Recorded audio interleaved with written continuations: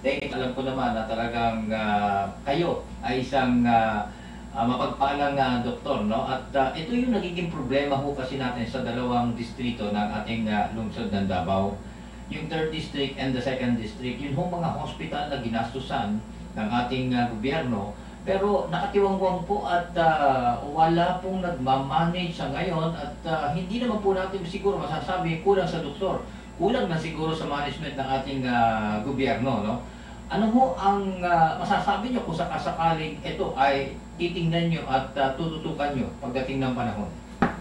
Well, nagulat nga ako na meron palang mga city hospitals na naitayo na medyo napabayaan, no? Nandyan na yung infrastructure pala.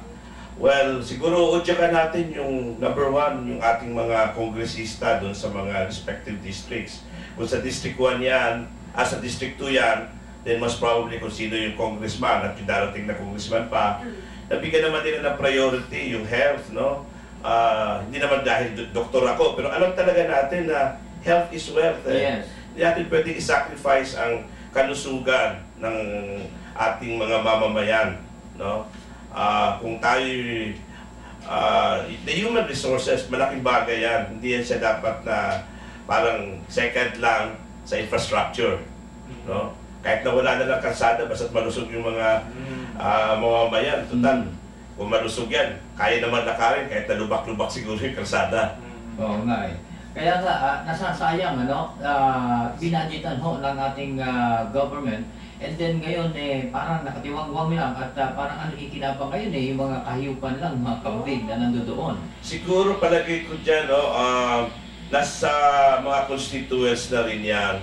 Sulatan nila yung kanilang mga representatives, no, yung mga congressman nila, udyukan nila, nabigyan ng pondo para magamit yung infrastruktura, yung buildings.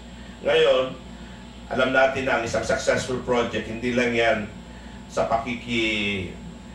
ugnayan ng mga government officials, no?